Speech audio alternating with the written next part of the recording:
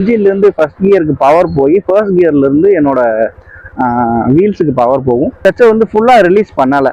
காரணம் என்னன்னு பார்த்தீங்கன்னா, கிளச்சை விட்டேன் அப்படின்னா வண்டி வந்து ஆஃப் ஆகாமல் போயிடும். அப்போ வண்டி இப்போ எப்போ ஆஃப் ஆகும்னு பார்த்தீங்கன்னா, என்னோட இன்ஜின்லேருந்து வர்ற பவர் வந்து நான் கொஞ்சம் எக்ஸ்ட்ரா த்ராட்டில் மட்டும் இன்ஜினுக்கு நான் சப்போர்ட்டிவாக கொடுத்தேன்னா என்னோட வண்டி வந்து ஈஸியாக மூவ் ஆயிடும். Welcome to Raghuran Road Talks. So நீங்கள் ஒரு பிகினராக இருந்தீங்கன்னா கண்டிப்பாக பெரிய டாஸ்க்காக இருக்க போகிற விஷயம் என்னென்னா, ஃபர்ஸ்ட் கியரில் வண்டியை வந்து ஆஃப் ஆகாமல் மூவ் பண்ண வைக்கிறது தான். ஏன்னா நான் லேர்ன் பண்ணும்போது பார்த்தீங்கன்னா, செகண்ட் தேர்ட் கியர்ஸ்லாம் ஈஸியாக வண்டியை மூவ் பண்ணி ஷிஃப்ட் பண்ணி ஈஸியாக ரைட் பண்ண ஸ்டார்ட் பண்ணிட்டேன்.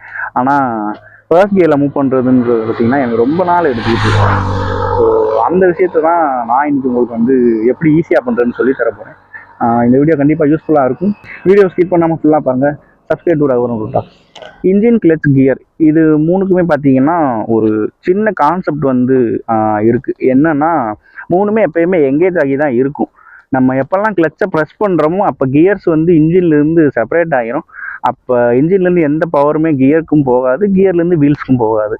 கிளச்சோட வேலை என்னன்னு பார்த்தீங்கன்னா, மெயினான பர்பஸ் பார்த்தீங்கன்னா இன்ஜினையும் கியரையும் வந்து ஸ்மூத்தாக கனெக்ட் பண்ணுறது தான்.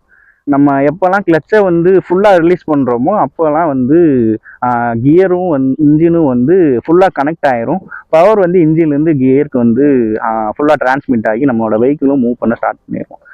அந்த மாதிரி நம்ம கிளச்சை வந்து ஸ்லோவாக ரிலீஸ் பண்ணுறப்ப என்ன ஆகும்னு பார்த்தீங்கன்னா, சில பவர் வந்து கிளச் பிளேட்ஸ்லேயே வேஸ்ட்டாக போயிடும். சில பவர் வந்து வீல்ஸுக்கு போய் கியர் மூலியமாக வீல்ஸுக்கு போய் நம்மளோட வண்டியை வந்து கொஞ்சம் கொஞ்சமாக மூவ் பண்ண வைக்கிறதுக்கு ட்ரை பண்ணிக்கிட்டு இருக்கும். இன்ஜின்லேருந்து வந்து ஒரு மினிமம் ஸ்பீடு வந்து எப்பயுமே இருக்கும். ஸோ அந்த ஸ்பீடு வந்து நம்ம வண்டியை வந்து மூவ் பண்ண வைக்க முடியலை அப்படின்னா நம்ம வந்து ஒரு எக்ஸ்டர்னல் ஃபோர்ஸ் வந்து நம்ம வந்து கொடுக்கணும். அப்படி கொடுக்குறப்ப பார்த்தீங்கன்னா நம்மளோட வண்டி வந்து ஈஸியாக மூவ் ஆகும். அந்த எக்ஸ்டர்னல் ஃபோர்ஸ் என்னன்னு பார்த்தீங்கன்னா நம்மளோட த்ராட்டில்.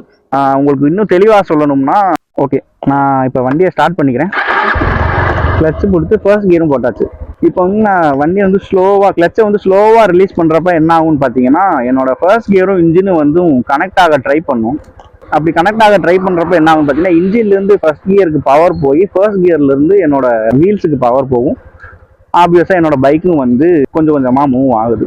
நான் இன்னும் கிளச்சை வந்து ஃபுல்லாக ரிலீஸ் பண்ணலை. காரணம் என்னன்னு பார்த்தீங்கன்னா, நம்ம எல்லாத்துக்குமே தெரியும், சடனாக கிளச்சை விட்டோம்னா வண்டி வந்து ஆஃப் ஆயிடும்.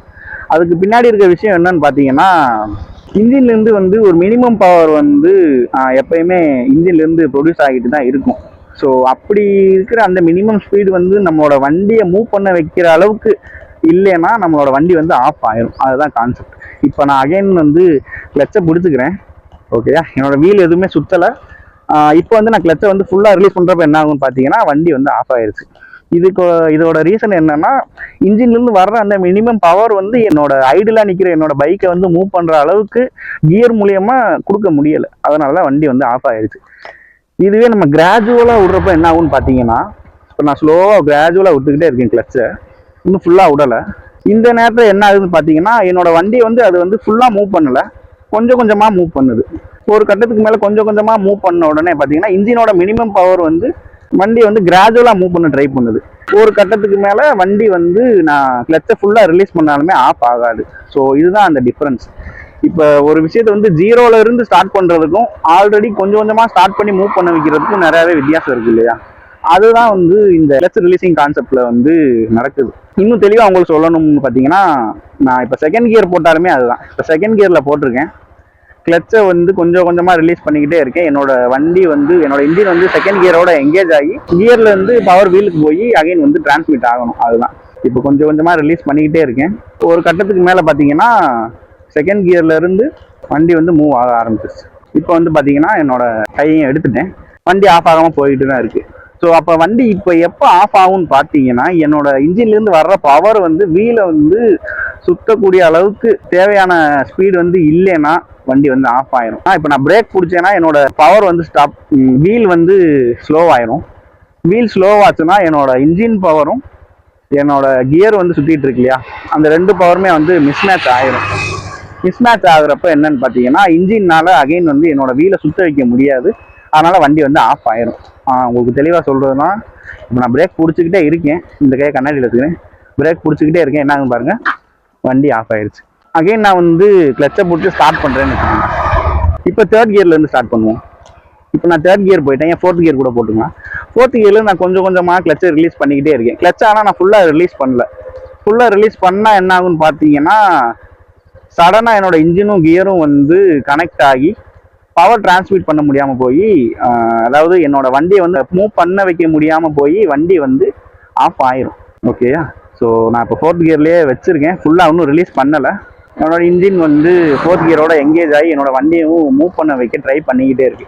இந்த நேரத்தில் நம்ம த்ராட்டில், அதாவது நான் சொன்னேன்ல, இன்ஜினுக்கு வந்து கொஞ்சம் எக்ஸ்ட்ரா பவர் கொடுத்தா போதும், அதை வந்து எடுத்துக்கிட்டு நம்மளோட வீலை வந்து சுத்த வைக்கும். இப்போ இன்ஜின் வந்து கஷ்டப்பட்டுக்கிட்டு இருக்கு மூவ் பண்ணுறதுக்கு. இப்போ நான் கொஞ்சம் எக்ஸ்ட்ரா த்ராட்டில் மட்டும் இன்ஜினுக்கு நான் சப்போர்ட்டிவாக கொடுத்தேன்னா என்னோட வண்டி வந்து ஈஸியாக மூவ் ஆயிடும். அகைன் நான் கிளச்சை ஃபுல் ரிலீஸ் பண்ணாலும் பிரச்சனை இல்லை, வண்டி சாரி நான் ஃபுல்லாக விட்டுட்டேன், பவர் கிடைக்கிறதுலையும் விட்டுட்டேன். அகைன் நான் இப்போ ஃபோர்த் கியரில் இருக்கேன், கிளச்சை வந்து கொஞ்சம் கொஞ்சமாக ரிலீஸ் பண்ணிக்கிட்டே இருக்கேன். இன்ஜின்லேருந்து வர மினிமம் பவர் அது வந்து இப்போ ஃபோர்த் கியருக்கு போய் ஃபோர்த் கியர்லேருந்து என்னோட வீல் வந்து சுத்த ட்ரை பண்ணி என்னோட வண்டியும் மூவ் ஆக வந்து ட்ரை பண்ணிக்கிட்டு இருக்கு. விச் மீன்ஸ் என்னோட இன்ஜின் வந்து என்னோட ஹோல் வண்டியே வந்து ஃபோர்த் கியரில் வந்துட்டு மூவ் பண்ண வைக்கிறதுக்கு ட்ரை பண்ணிக்கிட்டு இருக்கு. ஸோ அதுக்கான பவர் வந்து இன்ஜினுக்கு இன்னும் கிடைக்கல, அதனால் கொஞ்சம் கொஞ்சமாக மூவ் பண்ணிக்கிட்டே இருக்கு. என்னோட கிளச்சை வந்து இப்போ நான் ஃபுல்லாக விட்டேன்னா என்னோட ஃபோர்த் கியரும் இன்ஜினும் வந்து ஃபுல்லாக கனெக்ட் ஆகிரும். அப்போ தேவையான பவர் இல்லாதனால என்னோட வண்டியும் வந்து ஆஃப் ஆயிரும். இதுக்கு முன்னாடியும் ஆஃப் ஆச்சு, நீங்கள் அதை பார்த்துருக்கலாம், அதான் ரீசன். இப்போ நான் கொஞ்சமாக எக்ஸ்ட்ரா த்ராட்டில் கொடுக்குறப்ப என்ன ஆகும்னு பார்த்தீங்கன்னா, இப்போ நான் கிளச்சை இன்னும் ஃபுல்லாக விடலை, தேவையான அளவுக்கு பவர் கிடைச்சதுக்கு அப்புறம் நான் கிளச்சை விட்டேன் அப்படின்னா வண்டி வந்து ஆஃப் ஆகாமல் போயிடும். ஸோ இதுதான் நான் சொன்ன அந்த சிம்பிள் கான்செப்ட். கண்டிப்பாக இந்த விஷயத்தை நீங்கள் ட்ரை பண்ணி பாருங்கள், உங்களுக்குமே இது ப்ராக்டிக்கலாக பண்ணுறப்ப ஈஸியாகவே புரியும் நான் நினைக்கிறேன். இந்த விஷயம் கண்டிப்பாக உங்களுக்கு யூஸ்ஃபுல்லாக இருக்குன்னு நம்புகிறேன். தேங்க்ஸ் ஃபார் வாட்சிங். Subscribe to Raghunath.